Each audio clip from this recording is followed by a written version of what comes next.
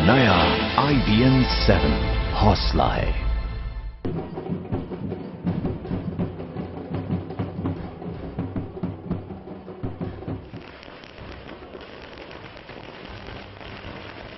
महाराष्ट्र में बीजेपी की बल्ले बल्ले है।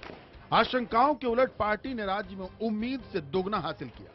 अब तक शिवसेना की पिछलग्गू रही पार्टी महाराष्ट्र में सबसे बड़ा दल बनकर उभरी। भले ही पार्टी राज्य में बहुमत का आंकड़ा न छू पाई हो, लेकिन पार्टी के नेता अपनी उपलब्धि से ही कम खुश नहीं है। शिवसेना से अलग होकर पार्टी को पहली बार अपनी ताकत दिखाने का मौका मिला।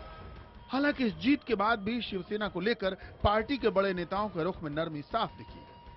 IBM 7 के स्टूडियो में आए पार्टी के बड़े नेताओं ने शिवसेना को अपना स्वाभाविक सहयोगी बताते हुए संकेत दिए कि बीजेपी और शिवसेना का गठबंधन पुनर्जीवित होगा। हमने ये तय किया कि हम हमारे तरफ से कोई टिप्पणी उन पर नहीं करेंगे, क्योंकि लड़ाई कांग्रेस के खिलाफ थी। तो कांग्रेस के खिलाफ लड़ाई हम लड़े और हम जीते हैं। हमने शिवसेना को कभी भी अपना शत्रु नहीं माना है, हमने पहले भी यह स्पष्ट किया है। बाकी अब सरकार कैसे तय हो इसका निर्णय हम जल्दी करेंगे। हमारा रिलेशन निश्चित रूप में है, आइडियोलॉजिकल रिलेशन है, केंद्र के अलायंस का वो एक हिस्सा है।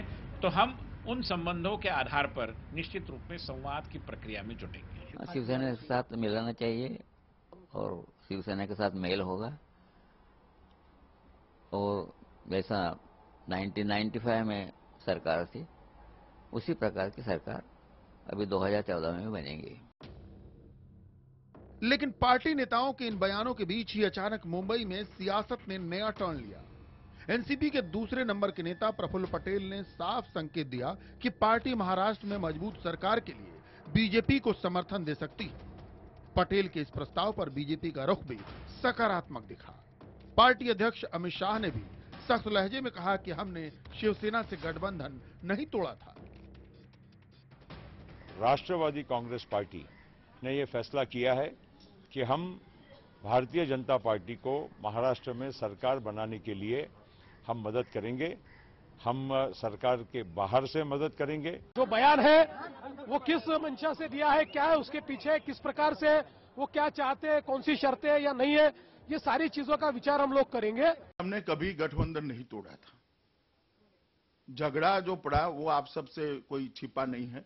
3 सीटों के लिए इतना पुराना, सालों पुरानी दोस्ती टूट गई और आज सिद्ध हो चुका है कि कौन सच्चा था। साथ में रखने का मतलब ये नहीं है कि बीजेपी के कार्यकर्ताओं की बलि चढ़ाकर साथ में रखें। दरअसल बीजेपी की जीत के बाद भी शिवसेना का मोल भाव जारी है।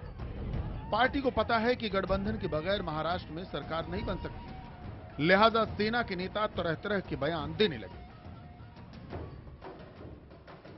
सभी विकल्प हमारे लिए भी खुले हैं, हम भी राजनीति में हैं। शिवसेना भी एक बड़े दल के रूप में उभर कर आई है।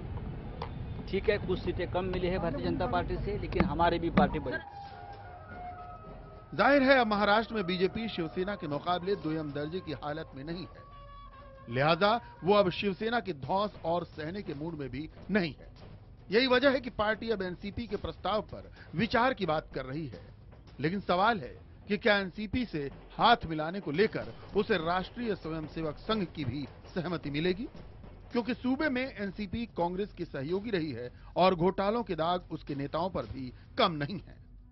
बीजेपी और शिवसेना ने यह साफ कर दिया है कि भले ही उनके रिश्ते में थोड़ी तलखी जरूर आई थी, लेकिन उनके रिश्ते इतने भी खराब नहीं हुए हैं कि दोनों एक बार फिर साथ आ सके। खुलकर ना सही, लेकिन इशारों में दोनों ने यह साफ कर दिया है कि अगर जरूरत पड़ी तो दोनों एक बार फिर से साथ खड़े होंगे, ताकि महाराष्ट्र में अपनी राजनीतिक विरासत आगे बढ़ा सके।